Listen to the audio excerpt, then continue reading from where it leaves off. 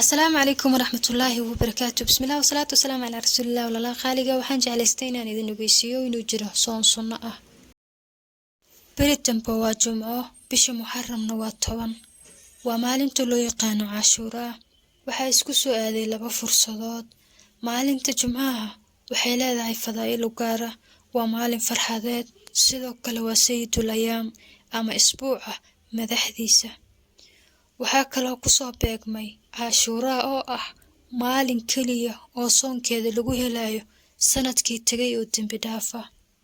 Rasuulka sallallahu alayhi wasallam wuu soomay caashuuraa waxa uuna yiri haddii aan sanadka dambe gaaro waxaan ku dari doonaa maalinka sagaalaad. Nasiib darrese muuse gaarine waa uu geeriyooday. Sidaas daraateed waxaa wanaagsan qofka inuu soomo maalinta sagaalaad iyo maalinta tobnaad. Haddiise ay kaa hoos baxdo waxaad soomi kartaa tobnaadka iyo 11aadka. maadaama ay ku soo aaday caashuuraa maalinimo jimco ah waxaa laga yaabaa inaad isleedahay anigu maalintaasaan soomayaa sabtidana waan ku labaysanayaa. haddaba waxaa jirto arrin maalinta jimcaha lama ogolo in soon lala fiirsado aan faral ahayn sababtoo ah waa sayidul ayaam waa ciid yar.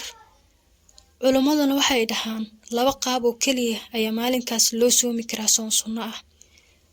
qof soonka soo waday oo khamiistii soo soomanaa sidaasna jamcadii ku soo maray iyo qof ay ku soo aaday maalin caado u ahayd oo uu soomi jiray sida haddii aad tahay qof sanad walba caashuuraada soomi jiray haddii ay jimco ku soo aaday caadaad u lahayd waxba kaa dhibi mayso waad soomaysaa.